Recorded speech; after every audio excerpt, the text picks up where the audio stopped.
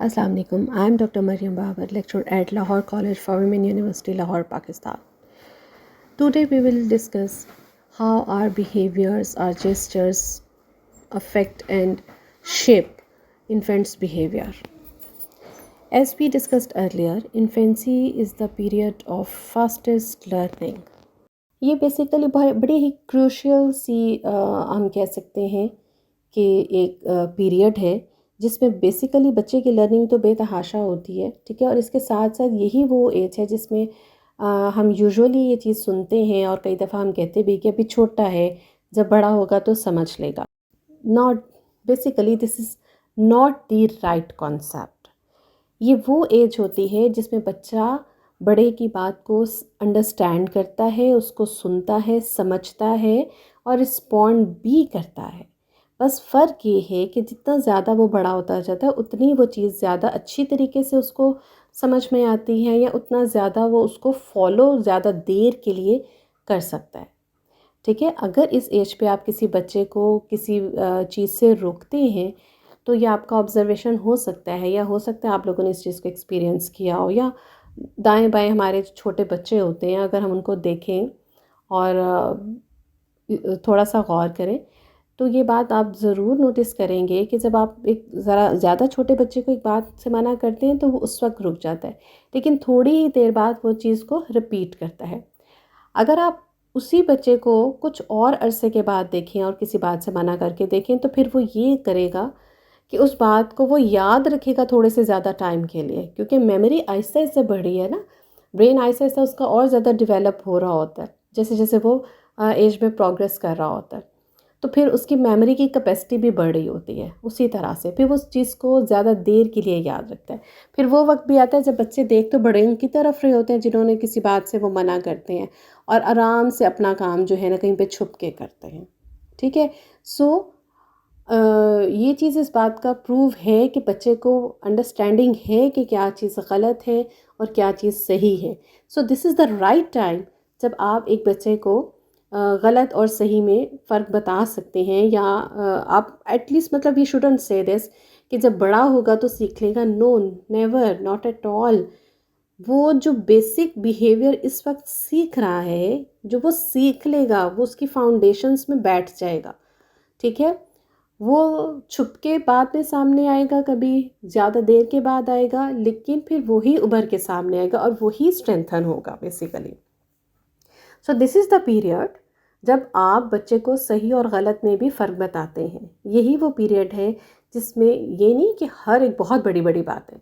So like अगर he is throwing something, और जैसे बच्चे करते हैं बहुत रिपीटेडली ये बात कर काम करते हैं, अपना टॉय फेंकते हैं, they want you to pick up, और फिर वो again and again they do this. अगर आप एक से दूसरी दफ़ा, तीसरी दफ़ा, फोर्थ टाइम आप उनको उठा के दे देते हैं, they will do it again and again and again. But if you do it once और ट्वाइस और thrice and you say no not again, और अगर आप उसको दोबारा नहीं उठा के देते तो ही विल लर्न कि अब ये नहीं करना, अब मुझे कोई नहीं उठा के देगा। ज़्यादा से ज़्यादा पॉसिबिलिटी है कि वो थोड़ा सा रोए, थोड़े से अपने टेंट्रम्स शो करे, but if you are not paying attention, अगर आप उसके इस नेगेटिव बिहेवियर को बॉदर ही नहीं करें, the kid will be fine after some time.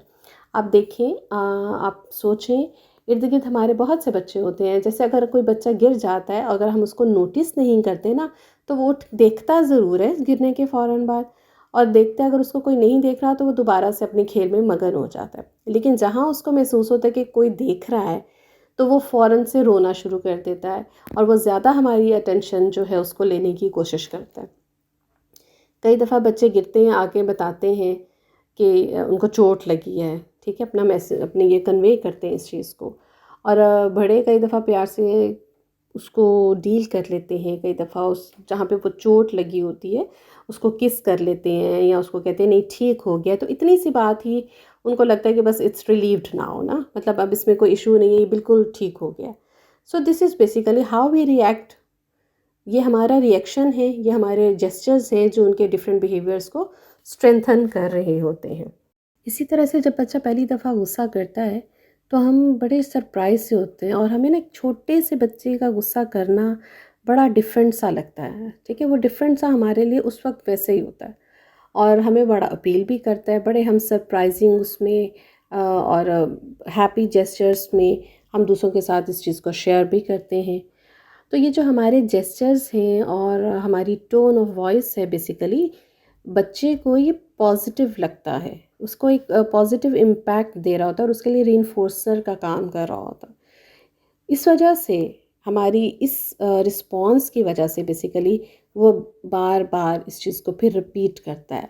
और कई लोग तो हमारे यहाँ इतने ज़्यादा अक्लमंद होते हैं माशाल्लाह कि वो उस चीज़ को they ask kids to repeat it, कि कैसे आप गुस्सा करते हैं, इसको आप करके दिखाएं वगैरह वगैरह। और वही बच्चा जब बाद में उस एज के स्पैन से थोड़ा सा आगे जाता है, मतलब if he is around 7-8 months, और वो जब और 1.5 ईयर, और वो जब उसको वो 2 की एज तक जाएगा, ये 6-7 माह के बस गैप से वो जिस भी एज में है, 6-7 माह को क्रॉस करता है, तो फिर हमें वो इल मैनर्ड और बदतमीज़ लगने लग जाता है। So we must be careful about it, about our behaviours and responses that we give to our kids.